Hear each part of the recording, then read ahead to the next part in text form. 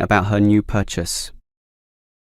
First, you have some time to look at questions 1 to 5.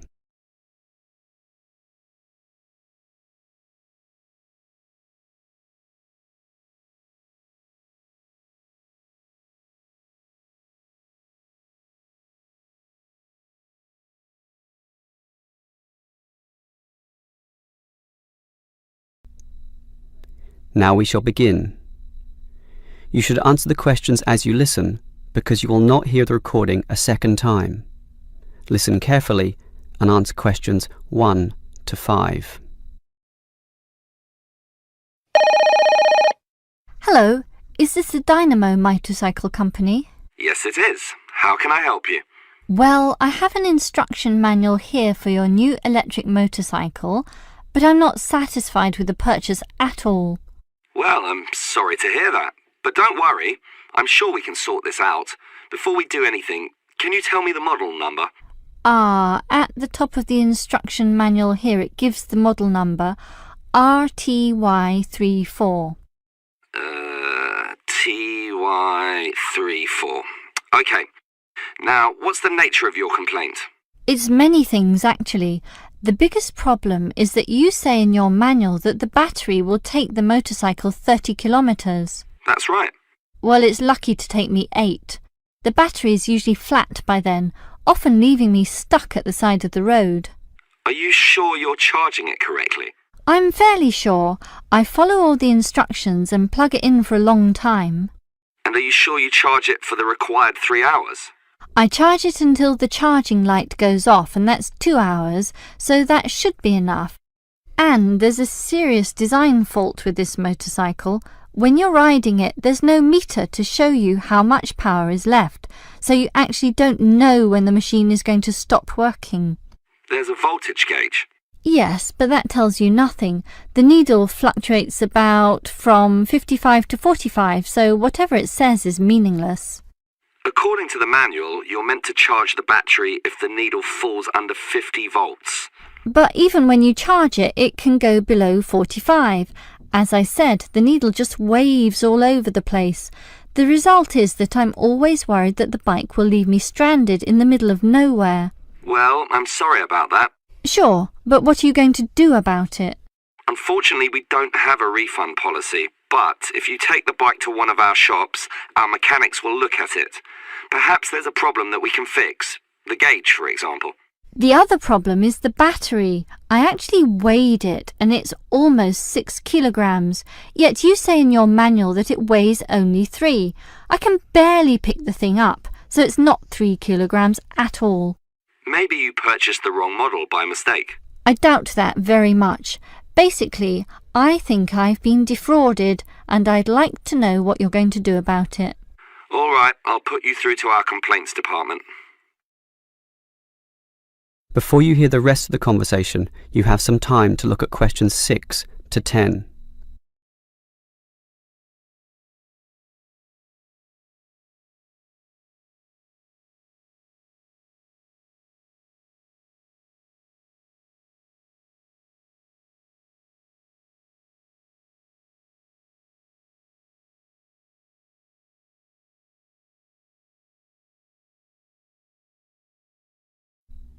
Now listen and answer questions 6 to 10. Hello? Complaints department here. Apparently you have a complaint? Yes, I do. Let me tell you all about... It's all right. Our representative has already informed me about your problem. It's probably just a misunderstanding. I'm sure we can work something out. Right now, I need to take down some details. All right. Can I have your name, please? Jessie Parkinson. That's Jessie and Parkinson, Parkinson. Parkinson. All right. What shall we list this complaint under? Parts, service, or performance? Well, the meter isn't accurate at all, so that's parts, isn't it? Yes, perhaps, but you do feel more generally that the motorcycle doesn't meet the operational standards as advertised, so it's probably better to tick performance here. Can we tick both, parts and performance? No, we can only tick one, so let's not call it parts. We'll go with performance. Now, we may post some further forms and questionnaires to you, so would you mind giving me your address? Certainly, it's 45 Melrose Road. Melrose, M-E-L and Rose. Okay, now, your phone number? Just use my mobile phone. That's 0928 982 453. 453. Okay, and if we have any follow-up questions, what time is best for ringing you? Morning, afternoon, night time? Well, I work as a secretary from 9 to 5, but I do get a lunch break which gives me some free time.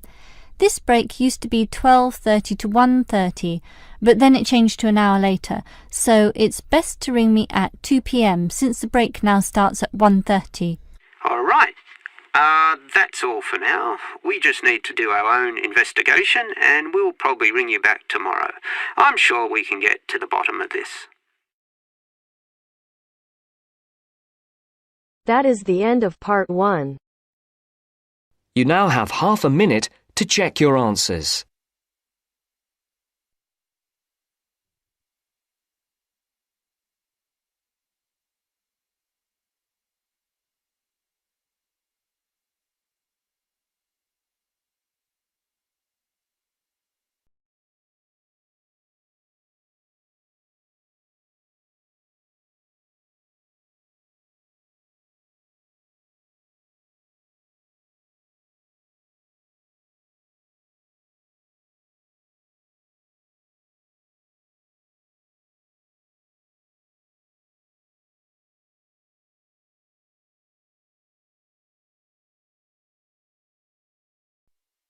Now turns to part 2. Part 2. 2. You are going to hear a talk given by an international student. First, you have some time to look at questions 11 to 16.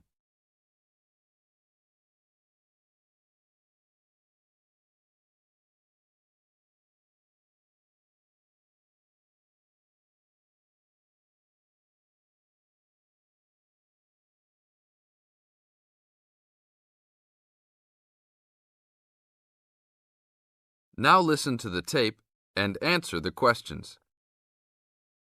As an international student coming from Sierra Leone, it gives me great honor to give these opening remarks and welcome you all to Ashesi University, where excellence is the code.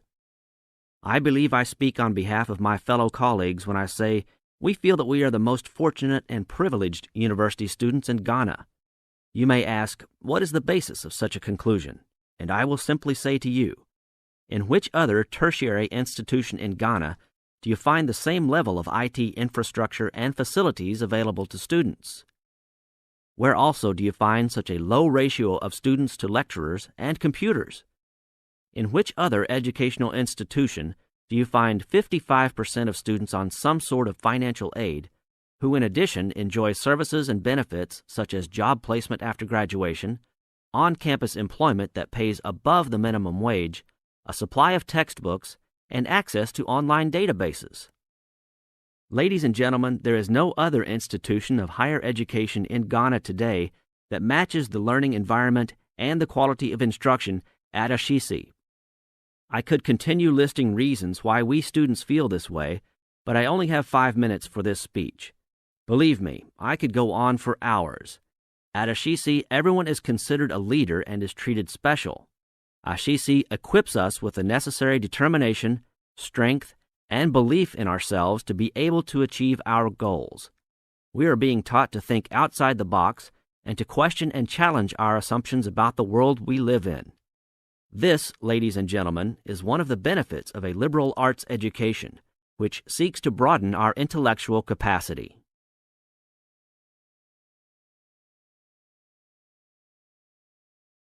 Now look at questions 17 to 20.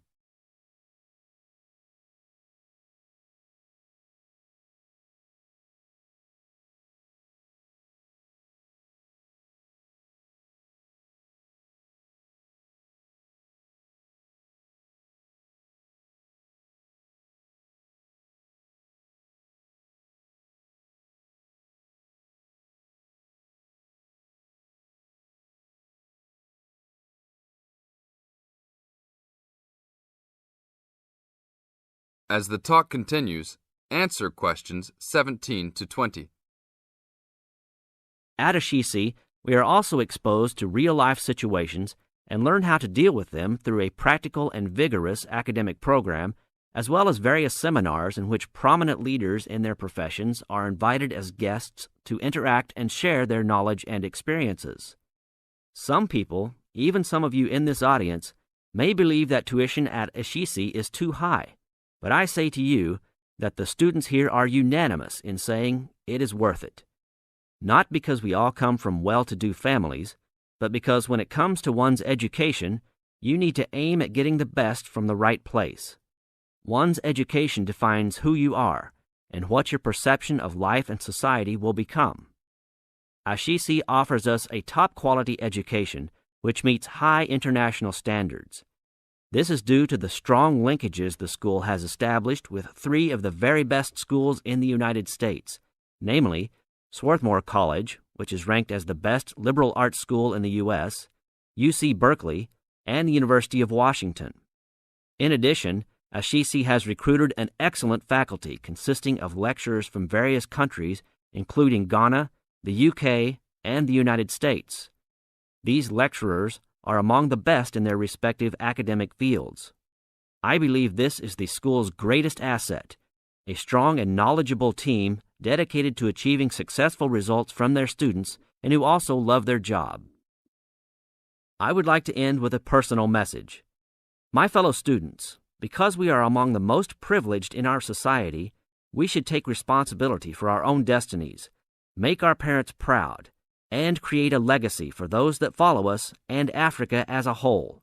We must give back to our society after completing school and achieving our goals in life, which I believe we all can if we properly utilize our time and take advantage of all that is offered here at Ashisi. That is the end of part 2. You now have half a minute to check your answers.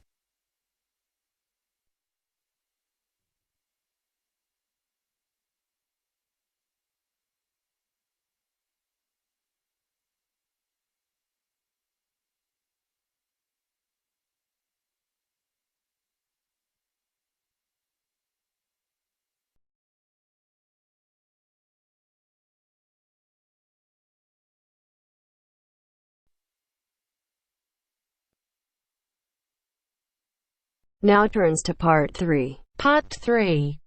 You will hear a student union officer's speech. First, you have some time to look at questions 21 to 25.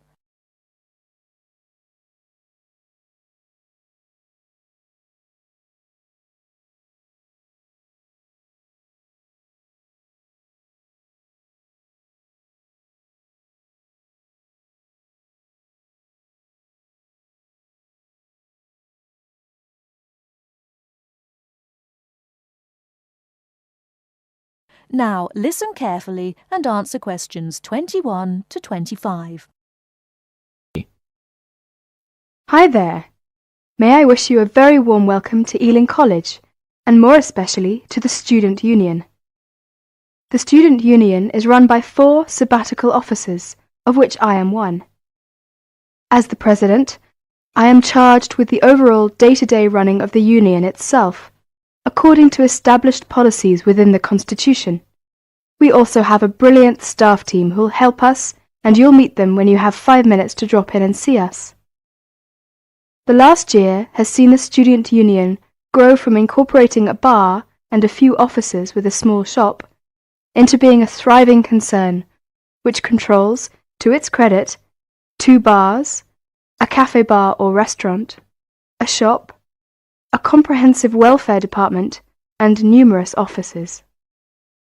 All this has been achieved by sheer hard work and dedication on the part of last year's sabbatical team and staff, who overcame many obstacles and teething problems, but won through in the end.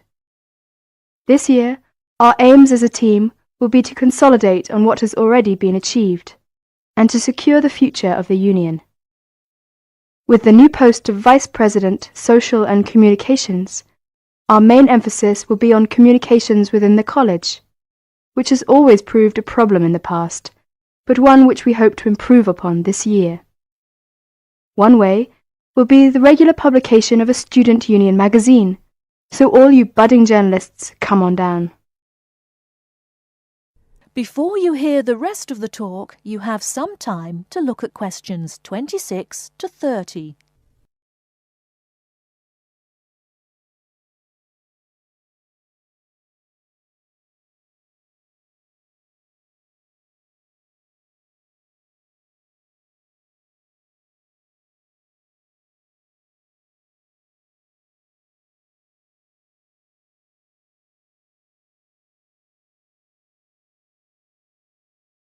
Now listen and answer questions 26 to 30. We are very aware that a lot of you have never had any contact with student unions before and don't know what they are or what they can do for you. So basically, here's a quick rundown. If you have any problems at all, either when you start college or throughout your time here, don't hesitate to drop in the SU office in the North Building and see Pat, our office assistant. She will be able to help you with most of your day-to-day general inquiries, or if she can't, she will direct you to one of our staff who can. Myself and the other 3 vice presidents are here every day, and if you need to see us, just fix a time with Pat, and we'll be only too happy to help you. By the way, queries or problems can range from a late grant check, finding a place to live and academic matters, right through to the best places to eat, directions to the bar, or somebody blocking you in the car park. We'll give anything our best shot. Please remember, while you're at Ealing, that going to college is not just about education. Make sure you enjoy yourself as well, because believe me, time will fly once you're here. Ealing is a really good place to live, as there is lots to see and do. And don't forget, the metropolis of central London is only 20 minutes away by tube. Finally, the Student Union is an organisation run by students for students. So if there is anything you don't agree with, or you have any new ideas, please come along to the Union General Meetings and don't be afraid to speak up. Or you could give up a little of your time and stand for the Executive Committee, which is made up of students who help us out with lots of interesting things. I would like to take this opportunity to thank all the sabbaticals of the last 2 years who have worked so hard.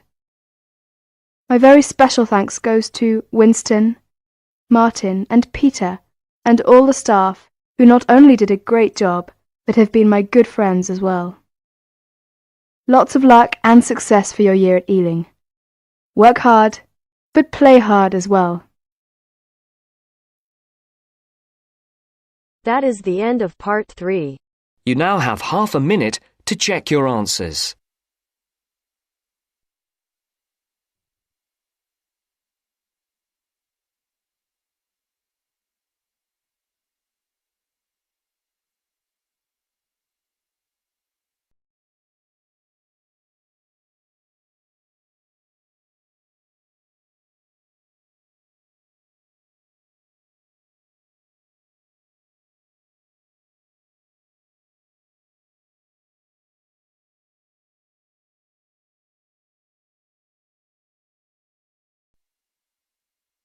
Now turns to part 4.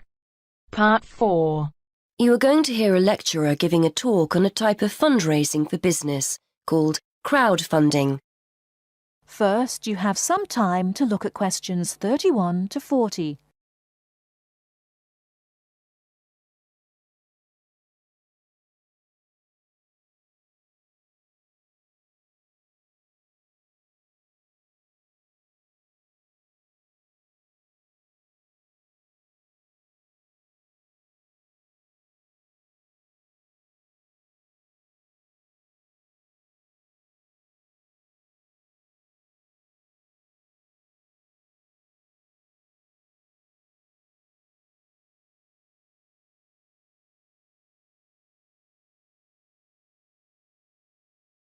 Now listen carefully and answer questions 31 to 40.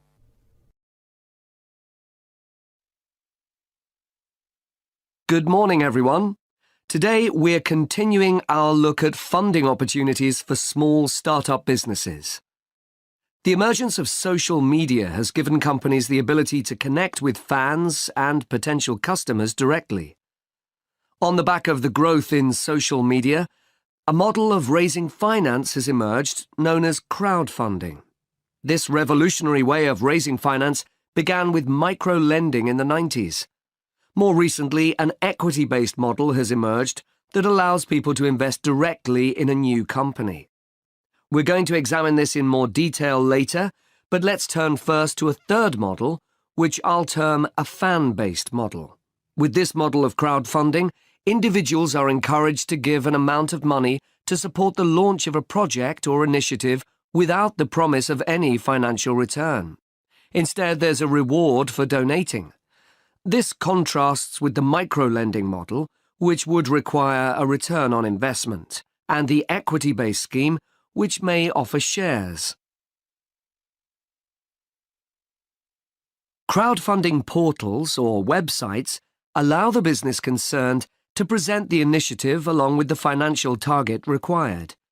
There's a fixed time limit for fundraising, and if the target amount is reached, all donations are paid to the company or individual. Whether it's an author planning to write a new book, an independent film company looking to make a new film, or a technology company with an idea for an app, the person or company needing funding would turn to its fan base for support. This is managed through one of the many crowdfunding online portals that have emerged.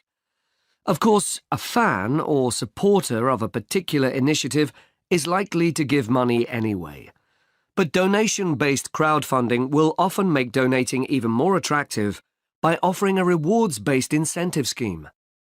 Let's take a film company, for example, that needs funding for a new film. For a small set donation, the donor might be offered a free ticket to the premiere or a DVD of the film.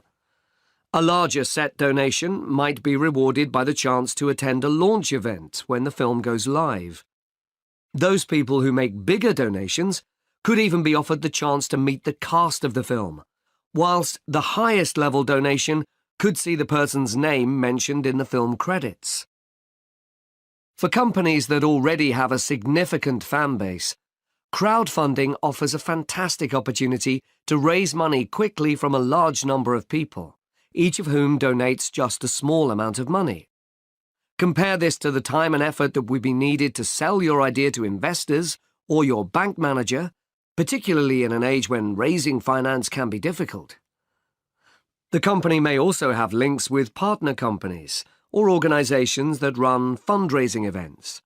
In this case, you can significantly increase participation by working with these organizations to promote your crowdfunding project.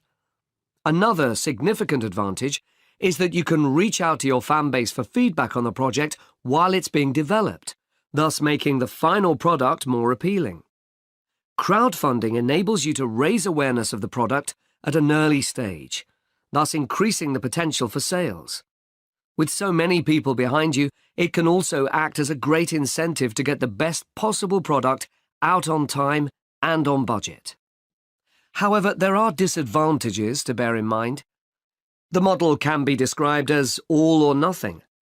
If you don't reach the monetary target required in the agreed time, all promises of donations are cancelled and no money is paid, leaving you back at square one. Should this happen, or still worse, you receive the funding but are unable to come up with the product, not only will your fans end up disappointed, but the portal will record the fact that you failed to reach your target, or that the initiative failed. Fulfilling all the pledges that you've made to people can also be very time-consuming. For example, remembering to send out copies of books or free cinema tickets can sometimes be forgotten in the excitement and frenzy of launching your product. People sometimes forget to factor in the cost of rewards when calculating profit margins. But these can be significant. And finally, if you have a small fan base, for example, you're a new company or have a small social media footprint, raising awareness of your initiative will be challenging. These drawbacks aside, donation-based crowdfunding is a wonderful opportunity for individuals, or small startups to raise funds for that exciting new project, whilst reaching out and connecting to the people who are most likely to support and promote your work for you. That is the end of part 4. You now have half a minute to check your answers.